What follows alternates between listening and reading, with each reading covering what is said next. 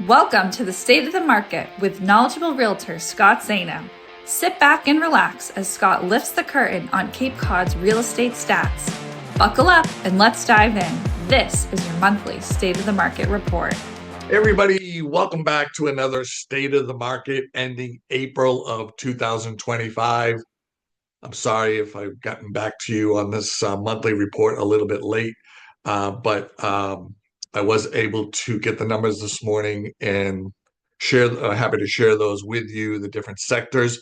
If you're a seller and you're interested in selling your property, and you want to know more about the market, or if you're a buyer and you want to know what's going on with the market, or if you're just curious, you already have real estate and you're just kind of curious what the market's doing, then this video is for you. The whole intention behind this video is to share with you and the public what's going on with the market, because wherever I go, people always ask me, how's the market? How's the market? So we've been doing these for several years now, every month, and we're so happy to do them, to share the information, so that you're the smartest buyers or sellers at the closing table and that you're making smart decisions, right? Anytime it comes to money and making decisions, you always want to make the right ones, or at least try to, right? Some of it is timing, some of it is luck, a lot of it is knowledge, and you put those all together, and then you make that decision on whether the market is right for you. So let's just jump right on into it. We've got the five or six different sectors. I'm going to go ahead and just share my screen real quick. And let's see here.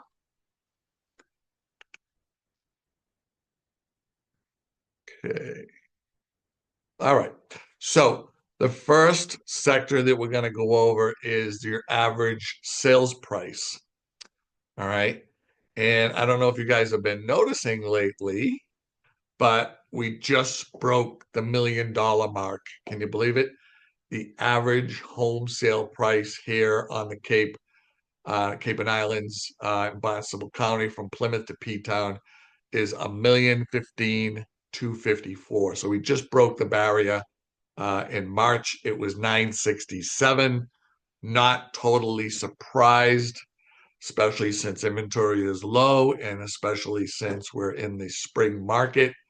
More buyers coming out of the woodwork, and hopefully more sellers putting their property on the market, which I'm going to get to that sector, and that has been happening. Our inventory has grown a little bit. So let's go right into, so we broke the $1 million mark on the average sales price.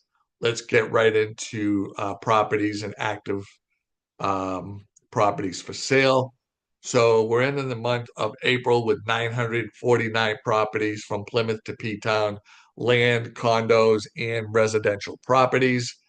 Is that a lot or a little? That's half of what we had before COVID. COVID's over 5 years ago. And right here, March or April of 2020, we were sitting at almost 2,000 units. And you can see, look at, just bounce along the bottom of the ocean floor. And here we are today at 949 units. Let me just switch my screen back to 1 year. And then in March, it was 780. So we saw an increase of 169 properties come on the market from March to April. That's a good sign, right? And more inventory is good.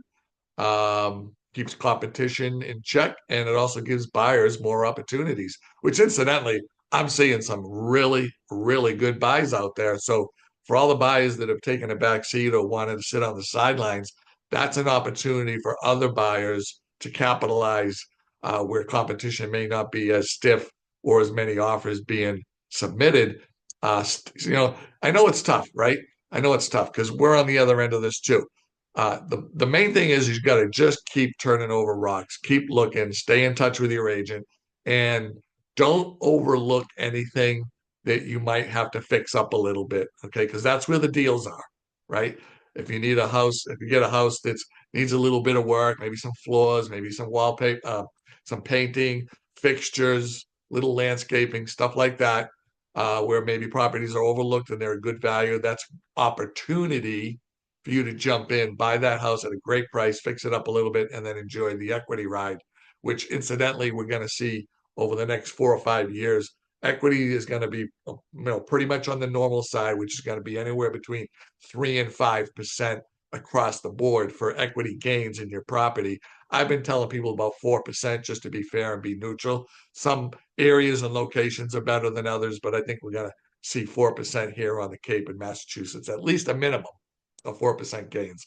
All right, let's talk about days on market because that's an important one, and that lets us know how long your property is going to be on the market before you get an offer. And what we're seeing here is 55 average days on market in April, and in March it was 58. So it dropped 3 days. So that's kind of like a push. That doesn't surprise me, right? Because the spring market, that doesn't surprise me that we dropped 3 days. You will see on this chart next month that this 55 will probably slide down maybe to 50 or maybe under 50 because there's more buyers coming up now. Spring market on Cape Cod, people want to buy houses, April, May, even June, close on them, get them prepped a little bit, and then have their July 4th barbecue, right? That's kind of like the mentality that a lot of buyers think about, and it makes perfect sense. All right. So your days on market, we ended at 55 days on market. Um, then the next one I want to share with you is your months of supply, right?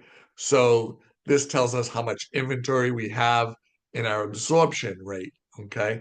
So we've talked about this many, many times, but I'll hit you again one more time. So 4 months of less of inventory is a seller's market. 4 to 5 months of inventory is a slack neutral market. It's neither seller or buyer. And then when you get above 6 months of inventory, it's a buyer's market. Okay. And we're now heading up closer towards a more balanced seller's market at 3.3. So when that number gets to 4.0, if it gets at that high, I have a funny feeling it's going to come back down, just like this bell curve here did. However, right now you're sitting at still a very good market.